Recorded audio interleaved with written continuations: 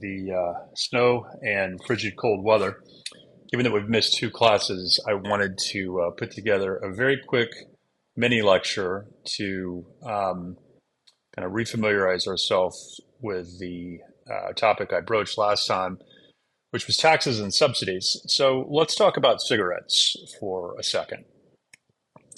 As you know, cigarettes are addictive because they contain the drug nicotine. And if people form the habit, they tend to want more of it, and they tend to want it in the same form factor, which is to say, there are substitutes for cigarettes, including vaping, but it tends to be a pretty durable habit for a lot of people. And because of this dynamic, and because it tends to be a pretty small part of the budget as well, they have fairly inelastic demand. More on that in a second. Let's talk about the supply side for a second. Cigarettes are not high-tech products. They're not iPhones. They contain cheap, plentiful, raw, mostly agricultural materials. You can see over here, this is a big roll of what the internet tells me is actually cigarette paper. Um, and this is dried, harvested tobacco leaf, which is then aggregated up into these bales or sheaves. And this is the vast majority of the raw materials that go into making the product. So, what do these dynamics mean for elasticities? Well, recall that supply elasticity, we gave this handy chart, which is also found in your text. And let's see where tobacco and the tip paper that go into making cigarettes fall on the chart. So, is it easy to increase production at a constant unit cost, which is the case uh, with the examples we've given, or toothpicks and drinking straws? The answer is yes. You think about one incremental cigarette coming out of this huge cigarette rolling machine, which I'll show you here in just a second. And yeah, the marginal cost of doing that, the incremental cost of doing that is quite low. So check on that. Also check on the fact that the cigarette makers are using a very small share of the markets from which they get their inputs. So, for example, the paper that goes into making them is surely a tiny, tiny fraction of all the paper that is getting created. So they don't, if they want to increase production, it's not going to have a material effect on the market for their inputs. You might think that tobacco, they have a very large share of that market, and that is probably actually true. But the right way to think about that is that tobacco producers have options about what crops they produce. And as a fraction of agricultural products, the cigarette manufacturers are, again, a very small fraction of that market. Uh, we're going to talk about it from a local supply perspective, specifically at the level of the state. Um, if we were talking about the global supply of cigarettes, that would obviously be much more fixed. At least it would be in the short run. In the long run, if a lot more people began smoking for whatever reason, we could plant more tobacco. We could start more companies that make these kind of products. We could build more machines, etc. Um, so this is a picture of a large-scale industrial cigarette-making machine. This machine, literally, you can go to the video if you're interested in learning more, but on one end goes in raw dried tobacco, paper, and filters, and they are rolled thousands and thousands at a time. Again, very, very small incremental marginal cost. So I have presented these three big ideas related to taxes on commodities, including that who ultimately pays the tax does not depend on who actually writes the check. I'll have more to say about that. In this case, I really want to illustrate that who does pay the tax does depend on the relative elasticities of supply and demand. Um, Having a tax raises revenue and creates deadweight loss. And we'll see a subsidy eventually also creates a deadweight loss. But let's not worry about that for now. Let's define one term. I don't find this term in your book. I'm going to use it for convenience, and it's the idea of incidence. And we're going to define the incidence as the fraction of a tax or a subsidy that is borne by one side of the market or the other. And we're going to focus on the demand. So I've built this visualization for you guys. It doesn't really help you to have it hyperlinked here, but I'll switch over to it. And when I make the class announcement with this video, I'll include that. So let's go over to that now. This is a very straightforward supply and demand curve in a free market. And I've added a few controls for us to mess around with things. You can shift the supply and demand curve by clicking and dragging them. And it calculates some things over here that are now familiar to you, including the producer surplus, the consumer surplus, this producer surplus in green.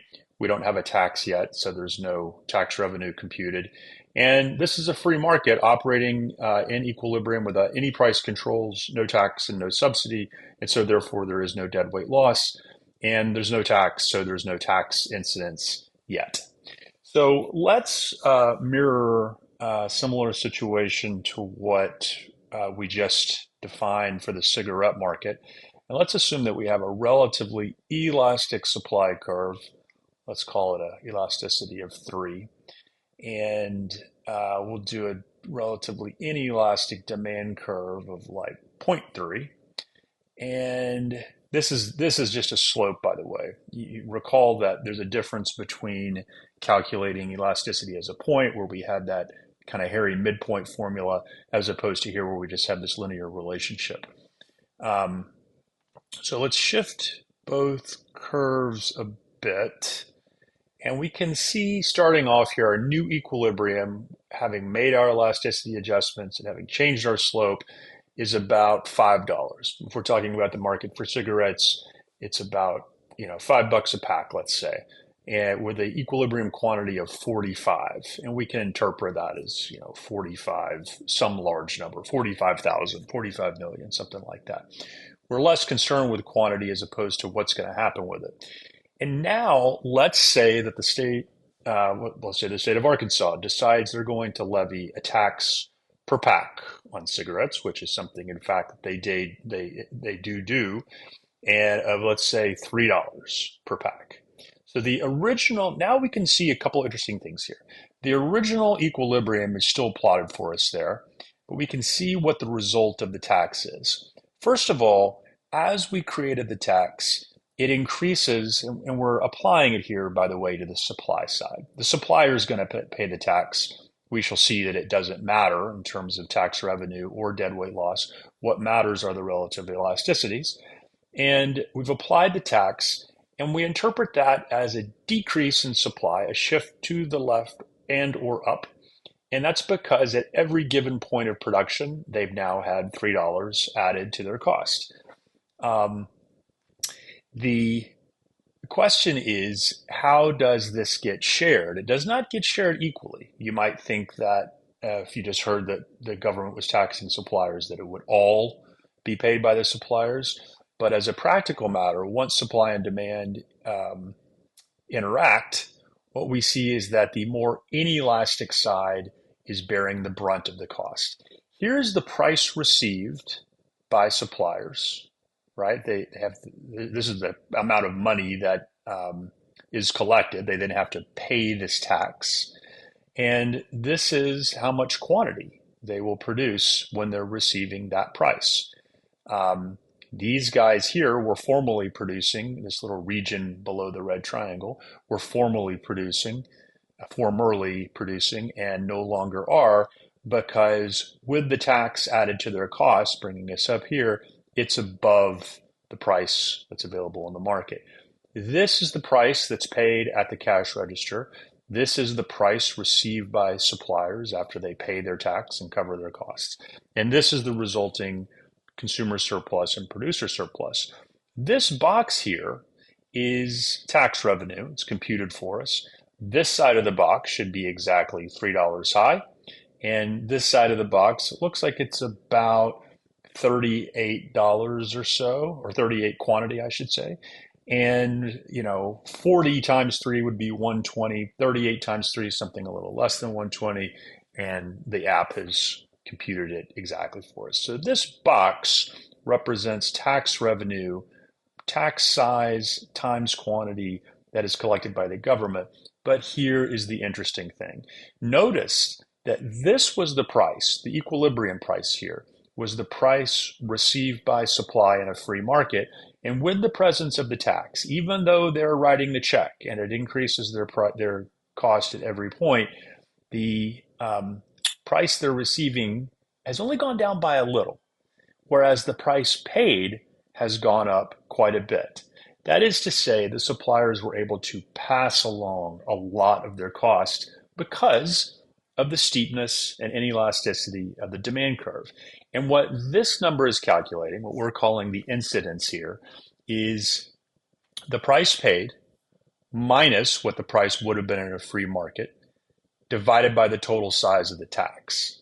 So it's just saying that 90% of the area of this total triangle is being absorbed by the demand side of the market. Put differently, the suppliers, they didn't really notice. The demand side did notice, but they were willing to pay because of how inelastic their demand is. And you can play around with this. And in fact, I'll have some questions that you'll need to use the tool for.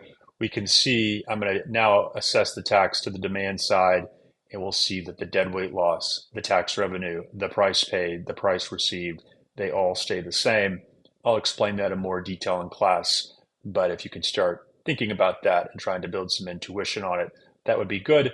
If you want to start over, you can hit this button and reset defaults. That's it. I'll see you guys in class.